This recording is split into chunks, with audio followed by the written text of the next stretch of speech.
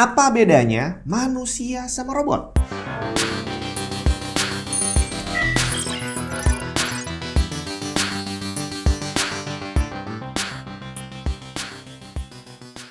Oke, kalau kita bilang robot berarti AI itu termasuk robot, komputer itu juga termasuk robot. Dimana komputer dan AI semakin kesini semakin pinter, bre. Bahkan untuk membuat sebuah karya, itu AI udah bisa bikin sesuatu yang hampir nggak bisa dibedakan sama buatan manusia. Dari gambar, terus audio, video, itu buatan AI udah hampir bisa atau bahkan mungkin lebih bagus kali ya dari buatan manusia. Sampai akhirnya kalau kita disuruh membedakan mana nih yang robot, mana yang manusia, mungkin sekarang udah semakin sulit kali ya. Tapi kalau kembali ke pertanyaan, apa bedanya manusia dan robot? Kalau sekarang sih perbedaannya gampang banget. Manusia bisa mencontreng kotak saya bukan robot. Berarti kalau robot nggak bisa, bre. Awalnya tidak sesimpel contreng. Jadi kita selama ini udah kenal yang namanya CAPTCHA gitu ya. Ngisi sesuatu untuk membuktikan bahwa kita bukan robot. Dari awalnya kita disuruh ngisi teks. Ada muncul tulisan apa kita harus ngikutin, terus ada angka kita juga harus ngikutin, dimana seringkali gambar yang muncul itu nggak jelas. Jadi akhirnya kita sebagai manusia harus dengan susah payah nebak ini angka 9 atau huruf G. Harapannya adalah kalau kita manusia aja kesulitan, berarti robot harusnya akan lebih kesulitan lagi. Tapi semakin kesini malah dibikin semakin gampang, sampai yang terakhir kita cuma perlu melakukan contreng, saya bukan robot. Apakah iya robot zaman sekarang, AI dan komputer zaman sekarang nggak bisa nyontreng itu? Apa iya perkembangan robot semakin kesini malah semakin bego? Kayaknya nggak mungkin deh ya. Jadi awalnya semua hanya imajinasi bahwa akan ada robot yang bisa menyamai kepintaran manusia gitu ya. Sampai akhirnya orang zaman dulu ngebayangin bahwa akan ada waktunya kita nggak bisa lagi membedakan mana yang robot, mana yang manusia. Tahun 1950, Alan Turing membuat sebuah permainan yang disebut dengan nama Imitation Game atau The Turing Test. Cerita singkat soal Alan Turing bisa kamu tonton di film berjudul The Imitation Game. Jadi Turing Test ini adalah sebuah permainan untuk membedakan mana yang robot, mana yang manusia. Jadi cara mainnya ada satu orang interviewer, misalkan saya, dan tugasnya nantinya adalah membedakan si A dan si B, mana yang orang, mana yang robot. Di mana A dan B ini akan ditaruh di ruangan terpisah, dikasih batas pastinya. Kemudian saya akan mengajukan pertanyaan ke mereka dan mereka akan ngasih respons. Nah, responnya nanti bukan dalam bentuk suara, bukan dalam bentuk visual, tapi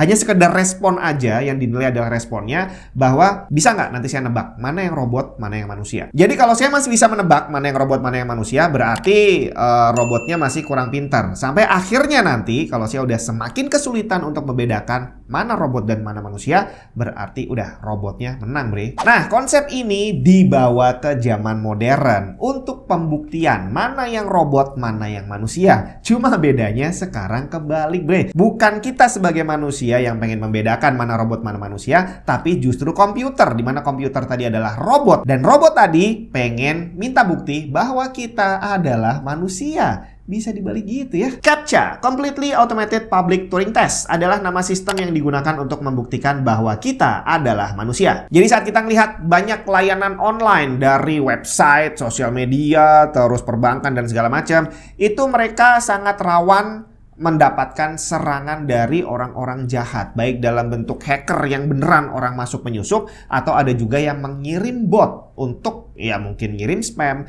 ngirim malware dan sejenisnya. Sampai akhirnya muncullah CAPTCHA tadi untuk mencegah nih jangan sampai yang masuk itu adalah bot. Jadi para penyedia layanan ini pengen yang masuk adalah bener-bener penggunanya. Motherboard mid-class rasa high-class, Asus TUF Gaming B650M Plus Wi-Fi. Tampilannya high-class banget dengan heatsink supermassive untuk VRM performance yang optimal. Mensupport CPU Ryzen dengan soket AM5, DDR5 dengan teknologi Asus Optimum 2, PCI Express Gen 5 untuk storage, USB-C 20 GB per second, Wi-Fi 6, 2,5 GB LAN, 7.1 surround sound audio, serta banyak fitur lain yang biasa kita temui di motherboard yang lebih mahal. Selengkapnya cek link di bawah. Sistem yang mirip CAPTCHA sendiri pertama kali digunakan pada tahun 1997 untuk menghentikan penyalahgunaan input URL pada search engine AltaVista. Dan cara ini sukses besar mengurangi angka spam hingga 95%. Cuma waktu itu namanya belum CAPTCHA. Disebut CAPTCHA baru di tahun 2003. Cara mainnya sederhana bahwa saat kita akan login ke suatu layanan online, kita harus bisa membuktikan bahwa kita adalah manusia dengan mengisi kolom tertentu. Awalnya sistem ini baik-baik saja dan bisa menyelamatkan banyak orang gitu ya. Sampai akhirnya para hacker ini berhasil berhasil membuat bot yang bisa membobol sistem CAPTCHA, bahwa ngetik huruf atau menjawab pertanyaan sederhana itu sudah bisa dilakukan oleh bot, bre. Jadi akhirnya dibutuhkanlah sistem yang lebih canggih, bukan hanya sekedar ngisi, bukan hanya sekedar menjawab pertanyaan atau menyelesaikan puzzle sederhana. Sistem baru ini dinamakan reCAPTCHA, dikembangkan oleh Google dan secara singkat adalah pengembangan dari CAPTCHA. Tapi gimana ceritanya? Kok nyontreng itu bisa jadi lebih canggih dibandingin ngisi kolom? Ternyata yang dinilai bukan nyontrengnya, bre, tapi ada hal lain yang membuat mereka bisa memutuskan bahwa kita ini manusia atau robot. reCAPTCHA awalnya masih menggunakan gambar atau teks yang dimodifikasi, dibikin agak blur, agak miring, agak melengkung, pokoknya dibikin susah yang ternyata beneran bikin kita susah. Akhirnya dibikinlah cara yang lebih simpel, contreng doang. Tapi ternyata yang dinilai adalah bukan contrengannya, melainkan hal lain yang tidak kita sadari. reCAPTCHA terbaru ini boleh dibilang agak memata-matai kita, karena yang dia lakukan salah satunya adalah menyimpan dirinya sebagai cookies di dalam browser dan memantau kegiatan browsing kita sebelum kita ngeklik saya bukan robot. Termasuk yang dinilai tadi bukan cuma ngekliknya, tapi apa yang kita lakukan sebelum ngeklik. Gerakan kursor mouse itu akan dinilai sama mereka, bahwa kalau manusia gerakan mouse-nya nggak mungkin lurus sempurna, pasti akan muter-muter terus agak gerak-geraknya random gitulah ya, baru diklik. Oke, berarti lu adalah manusia. Jadi boleh dibilang ngekliknya tadi hanya berfungsi sebagai tombol next. Tapi dalam kondisi tertentu bisa aja sistemnya ragu-ragu, bre. Mungkin dalam satu waktu kita nggak sengaja ngegeser mouse untuk ngeklik itu bener-bener satu garis lurus sempurna. Nah, di saat itu terjadi, barulah reCAPTCHA ini lanjut ke step berikutnya. Akan muncul pop-up baru yang biasanya berupa gambar kotak-kotak, terus kita disuruh milih nih, mana yang gambar tangga, mana yang gambar traffic light, dan sejenisnya. Nah, kalau kamu perhatikan, udah sering kan tuh ngeklik-ngeklik mana yang motor, mana yang sepeda gitu ya. Itu jawaban kita nggak harus tepat. Ada yang meleset sedikit tetap bisa lolos. Kok bisa? Karena yang dinilai bukan ngeklik mana yang sepeda, mana yang traffic light, tapi prosesnya. Bagaimana pergerakan mouse-nya sebelum kita ngeklik, termasuk tadi bagaimana history browser kita. Nah, sistem reCAPTCHA yang baru ini terdengar lebih ideal, bahwa akhirnya untuk bisa menciptakan robot yang punya history browsing yang bagus itu agak susah. Apalagi kalau robotnya harus menggerakkan mouse sebagaimana orang lagi browsing, itu mungkin juga nggak gampang. Dan ini hampir sama seperti kita dengar bahwa kelulusan nggak lagi ditentukan oleh ujian akhir. Bahwa menentukan robot dan manusia bukan lagi ditentukan oleh satu kali klik atau satu kali ngetik kata, melainkan semua yang kita lakukan sebelumnya akan menjadi bahan pertimbangan. Terdengar sangat ideal, bre. Tapi dengan tadi nih kita dikasih tahu bahwa reCAPTCHA ini ternyata memata-matai history browsing kita,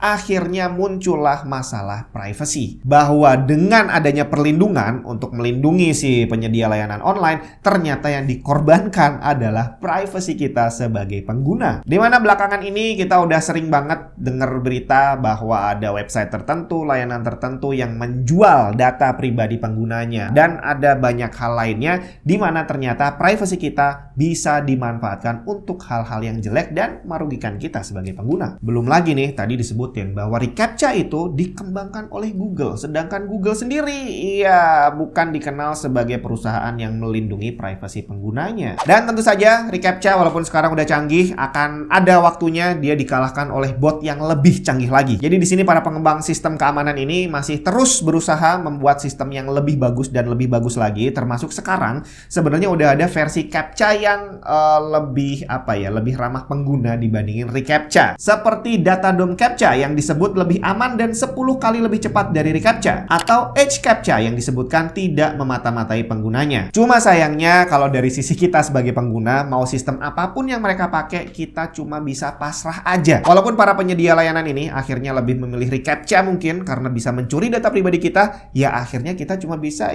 udah mau gimana lagi, tinggal pakai aja. Karena kalau kita nggak mau pakai, kita nggak bisa pakai layanannya. Jadi sekali lagi bahwa dunia internet sekarang itu udah semakin nggak aman. Bahwa perusahaan besar pun mereka terus-terusan berusaha membangun sistem proteksi untuk bisa mengamankan operasional mereka dan biar tidak terjadi serangan yang menyebabkan kerugian yang besar gitu ya. Nah, bahwa sistem reCAPTCHA tadi sebenarnya bisa kita contoh, bre. Bahwa yang dinilai itu bukan contrengnya, tapi proses sebelum kita mencontreng. Artinya, di saat kita membicarakan tentang keamanan data, keamanan kita berinternet, yang paling penting Bre, bukanlah tentang apa yang kita klik, tapi tentang bagaimana kita menggunakan internet. Apakah kita paham mana link yang aman, mana link yang nggak aman, mana yang boleh dibuka, mana yang nggak boleh dibuka? Karena kalau kita belum paham tentang itu dan kita memaksakan diri untuk berinternet, ya bisa bahaya, Bre.